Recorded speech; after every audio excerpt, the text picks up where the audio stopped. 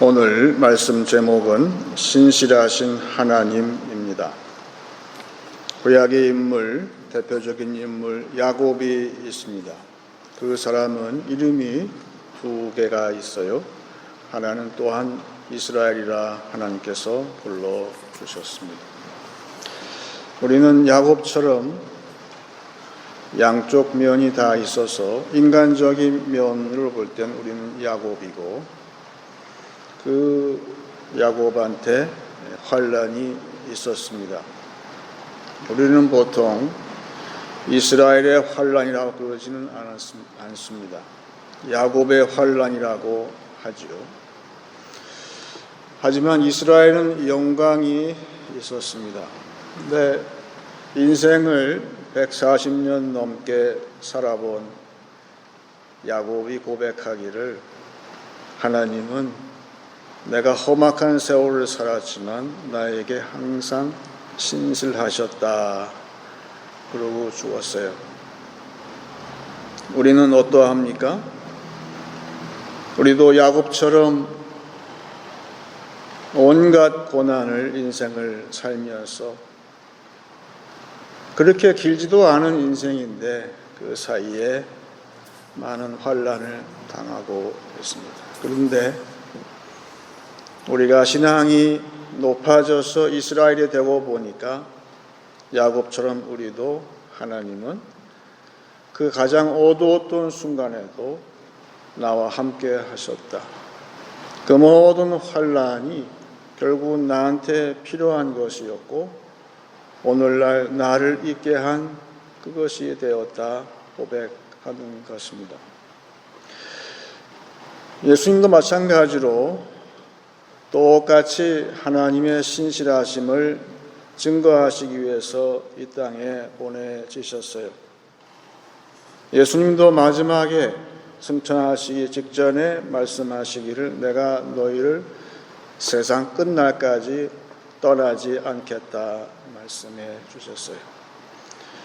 그것은 똑같은 구약의 하나님의 사랑, 하나님은 사랑이시고 그 사랑은 구약의 용어로 헤세드라고 하면서, 헤세드의 뜻은 변치 않는 사랑.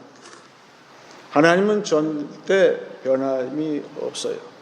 처음에 우리를 잡으신 그 사랑을 끝까지 그것을 지키세요.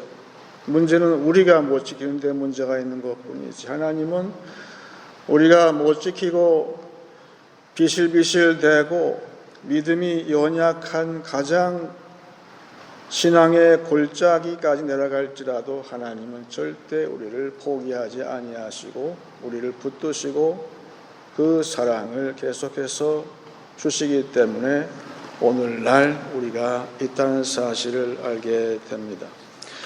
그러면 신실하신 하나님, 사람도 보통 저 사람은 성실한 사람이야, 그 뜻은 변함이 없어, 한번 맡기면 끝까지 해, 그런 사람 보고 성실하다고 하는데, 하나님은 똑같이 하나님은 신실하신 알파와 오메가, 변함이 없으세요.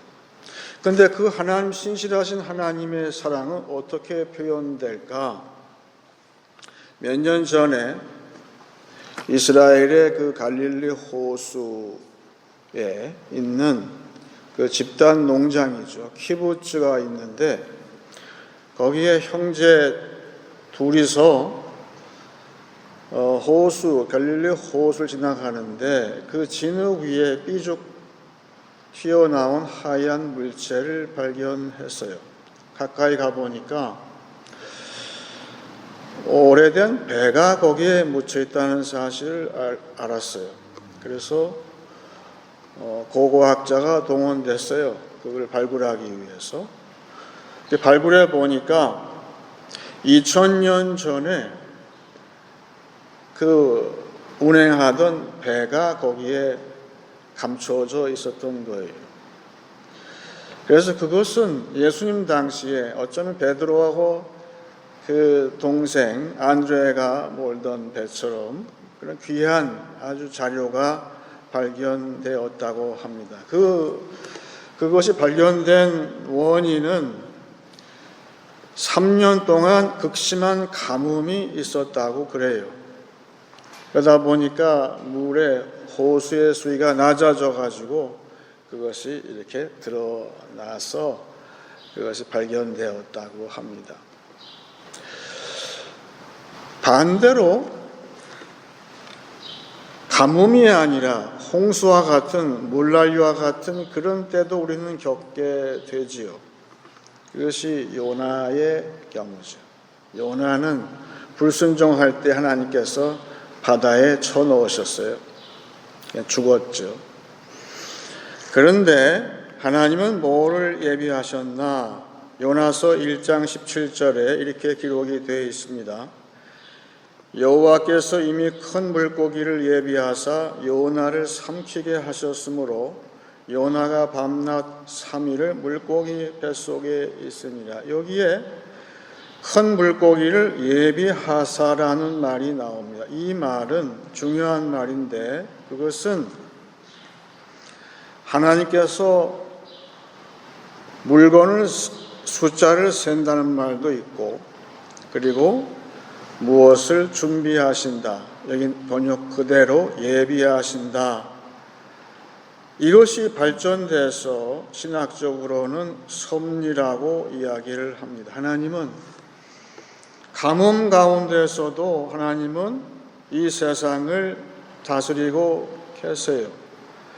교회가 신앙적으로 완전히 바짝바짝 마르는 상태를 왜 지속시키시는가? 그 가운데에서 감추었던 신앙의 유산이 발견되게 하세요. 불순종하는 요나는 어떻게 해서 구원받았는가?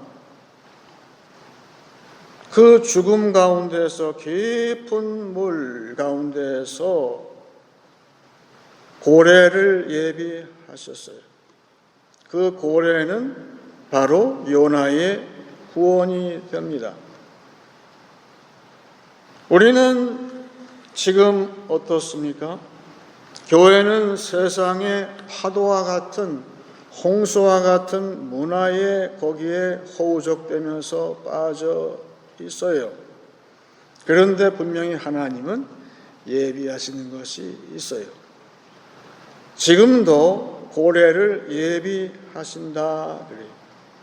제가 신문에서 보니까 한강에 배가 있는데 하도 서울의 교통체증이 심해서 그 배를 타고선 유람선을 타고선 출근하는 것이 더 빠르다고 하는 기사를 제가 봤어요. 하나님은 우리는 몰라요. 섭리는 무엇일까? 영어로 providence. 그건 우리는 웬 가뭄이 이렇게 심해? 웬 홍수가 있고? 웬 이렇게 물난리야? 이러고 있지만 하나님은 그 사이에 정확하게 예비하신다. 그래서 옛날 우리 선조 신앙의 찬양을 떠올리게 됐어요. 이 풍랑 인연하여서 더 빨리 갑니다. 이 풍랑인데 우리는 여기서 죽었다고 생각했는데 하나님은 더 빨리 가게 하시는 그러한 것을 섭리 가운데 예비하고 계실 정도로 우리를 하나하나 지금도 찬찬히 신실하게 우리를 돌보시고 있다는 사실을 보여주고 있습니다. 제가 말이에요. 지금은 나이가 들었지만 한때 아주 팔팔할 때가 있었죠. 그 청년 때 대학교 마치고 나서 졸업하고 이제 취직을 하고 그때쯤 돼요. 그때에 아주 유행하던 노래가 있었어요. 지금도 활동하시는 그 스팅이라는 영국 가수인데 이분은 그 자기를 받은 가수예요. 공헌이 많아서 그분 노래 가운데에 대표적인 노래의 가사가 이렇게 시작이 돼요. Every breath you take.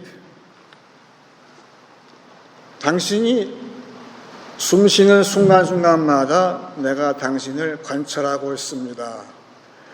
그때는 가사가 잘 몰랐는데 나중에 보니까 가사가 그렇게 돼 있더라고요.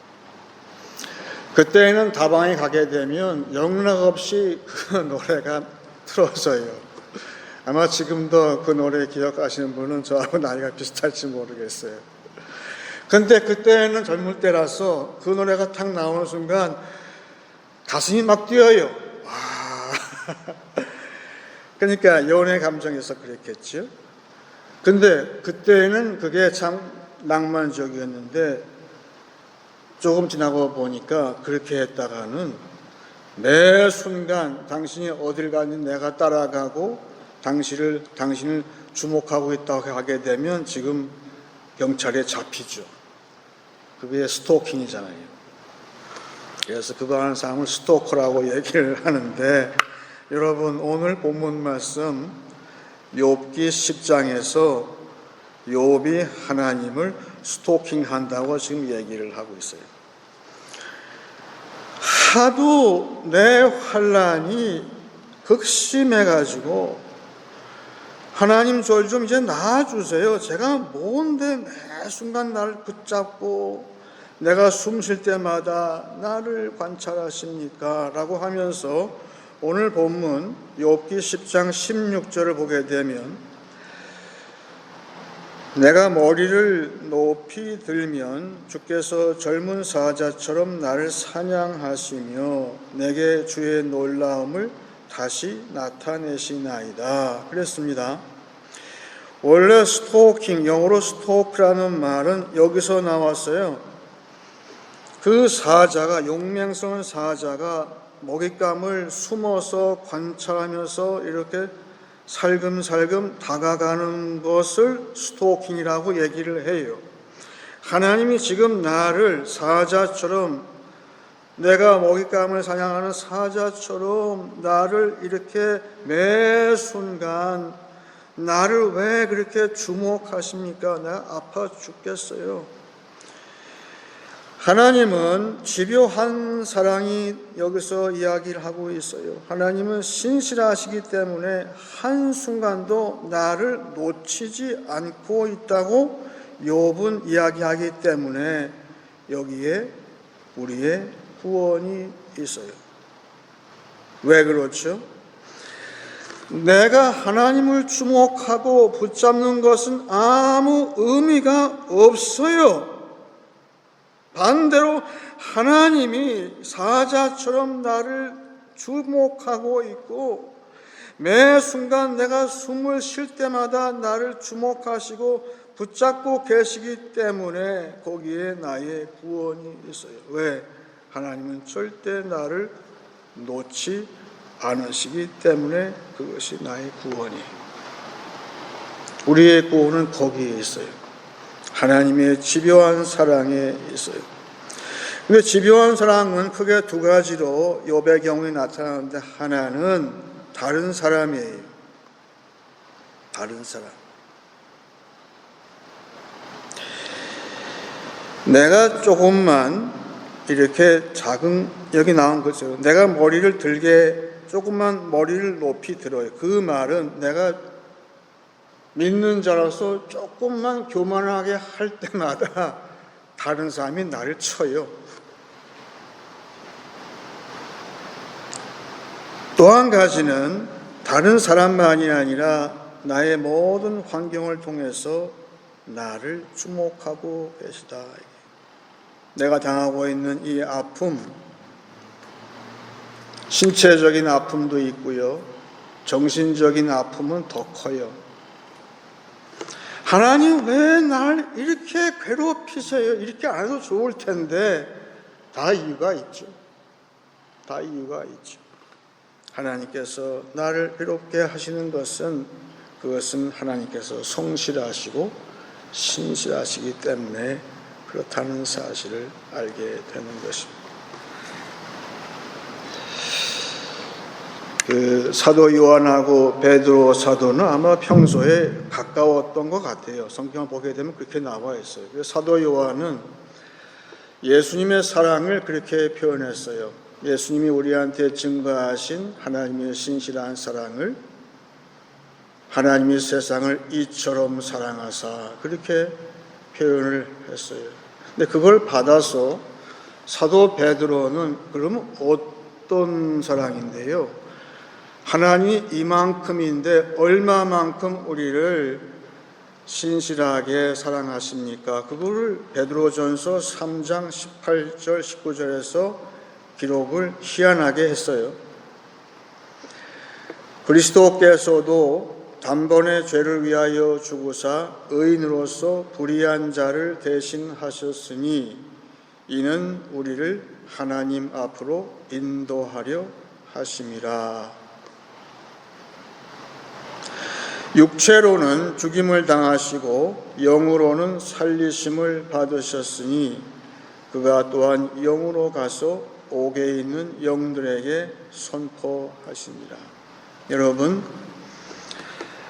예수님이 보여주신 하나님의 절대 변치 않는 헤세드의 신실한 사랑, 집요한 사랑은 어디까지 갑니까? 사도 베드로는 이야기를 담대하게 했어요. 그 사랑은 무덤 너머에까지 간다고 했어요. 어떻게 갑니까? 우리의 육은 무덤 너머에 갈 수가 없지만 예수님은 3일 장사되고 나서 영으로서 그 영혼들에게, 옥에 있는 영혼들에게 전도하러 가셨다 이야기를 했어요. 이 말씀은 가톨릭 교리하고 개신교 교리하고 충돌하는 면이 없지는 않지만 오늘의 포인트는 하나님의 신실하심이 어디까지 미치느냐, 거기에 포인트가 있어요. 여러분, 안심하세요. 하나님의 사랑은 무덤 너머에까지 가요. 우리가 죽어도 가요. 그만큼 하나님을 집요하신 사랑이에요. 욥은 나중에 깨닫게 되지요. 왜 나를 이렇게까지도 붙잡고 계십니까? 죽음 너머에까지 간다고 이야기를 하면서 오늘 욥기 본문 돌아오게 되면 21절을 보시게 되면 욥이 지금 질문이 있어요. 그러면 내가 육신에 있을 때에는 이렇게 내가 곤고함을 당할지라도 이제 하나님 내가 죽을 테니까 그때는 못 따라오시겠죠. 21절 봅니다. 내가 돌아오지 못할 땅 곧 어둡고 죽음의 그늘진 땅으로 가기 전에 그리하옵소서.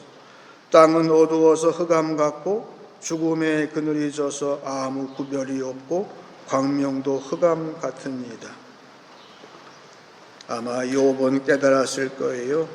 지금은 아파서 죽을 것 같고 숨도 쉬기 힘들 정도로 나를 옥죄고 있고 친구들은 나를 나쁘다고 욕을 하고 나를 깎아내리고 살 재미가 아무것도 없어서 내가 죽으려고, 내가 무덤에 넘어가려고 하는데 욥은 아마 여기에서 깨달은 거예요.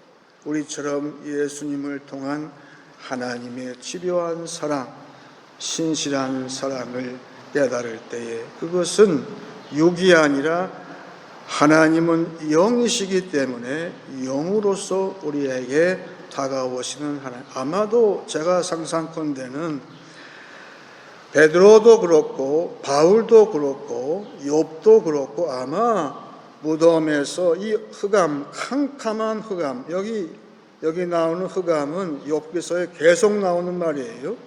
그런데 무덤 속에서는 깜깜하다고 얘기했는데 아마도 욥은 거기에서 예수님을 통한 하나님의 그 빛을 보았을 것이라고 저는 믿습니다. 그것이 하나님의 끈질긴 사랑이에요.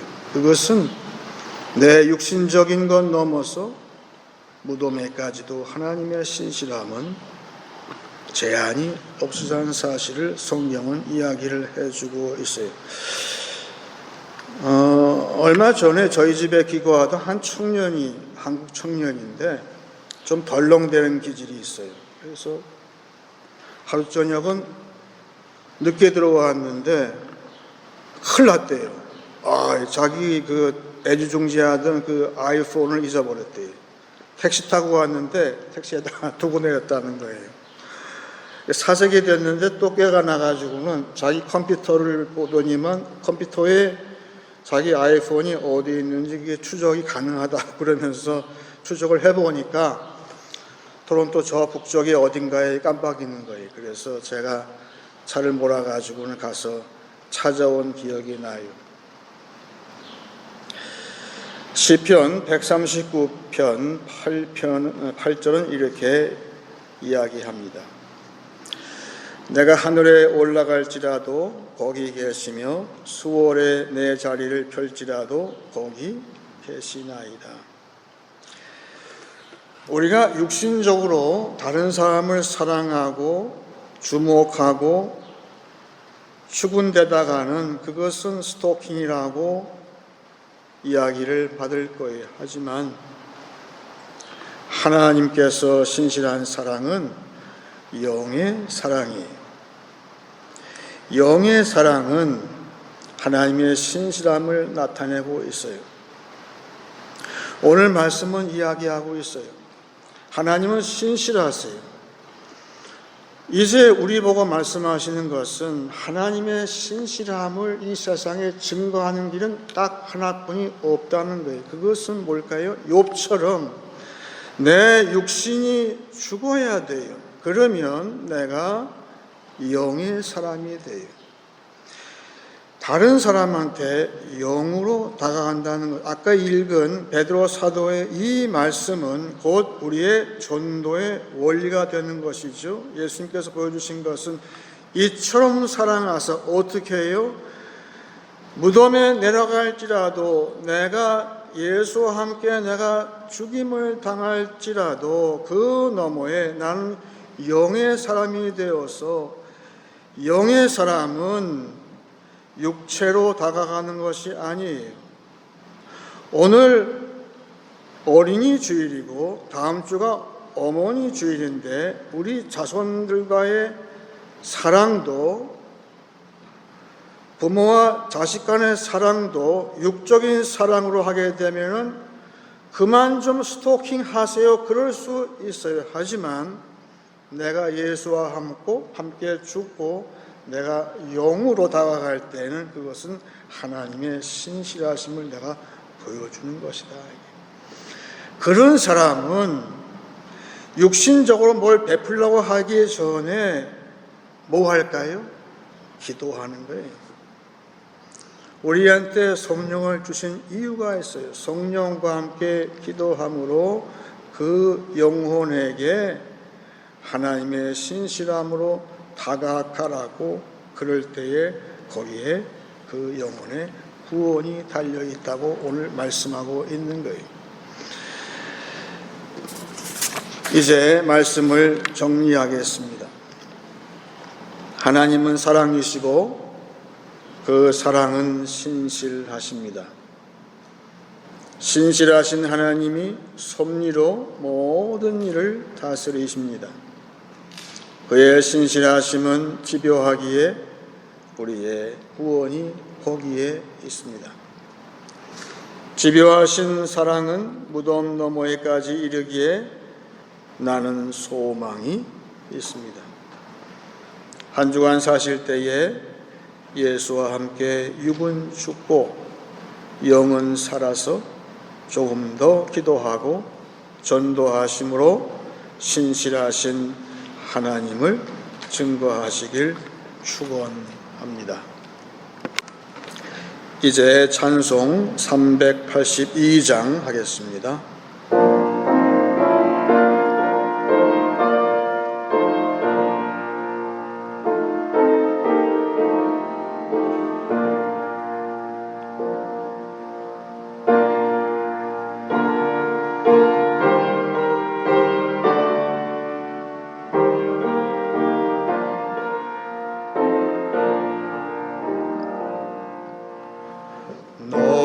근심 걱정 말아라. 주 너를 지키리. 주 날개 밑에 거하라. 주 너를 지키리. 주 너를 지키리. 아무 때나 어디서나 주 너를 지키리. 늘 지켜주시리.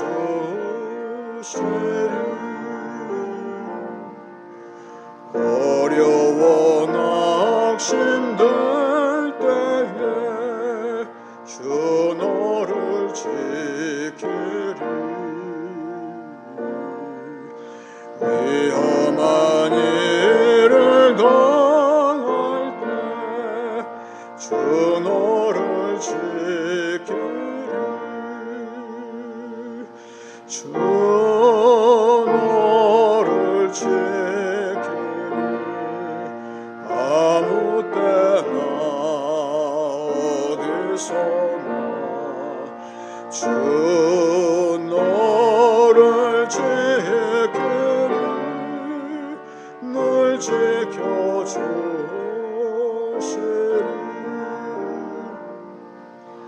낯설 것 미리 아시고 주 너를 지키리.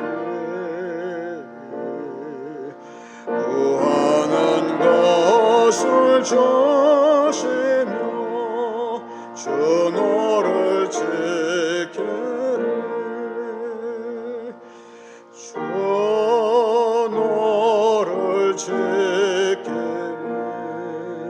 아무 때나 어디서나 주 너를 지키리. 늘 지켜주시리.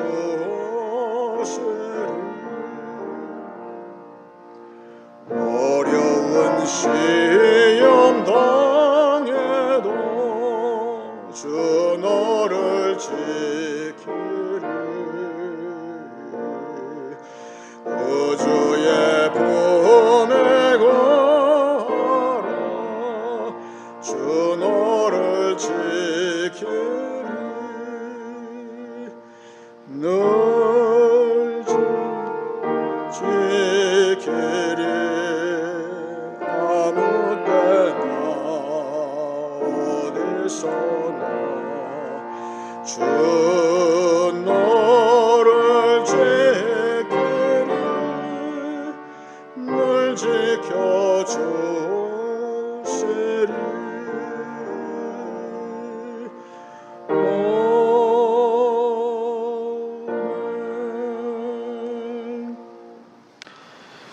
이제 무덤에까지도 집요하게 그 사랑하시는 하나님의 신실한 고백이 또한 한 사람 다윗처럼 우리에게도 있기를 원하면서 이제 기도할 때에 시편 23편을 제가 읽고 같이 기도하기 원합니다.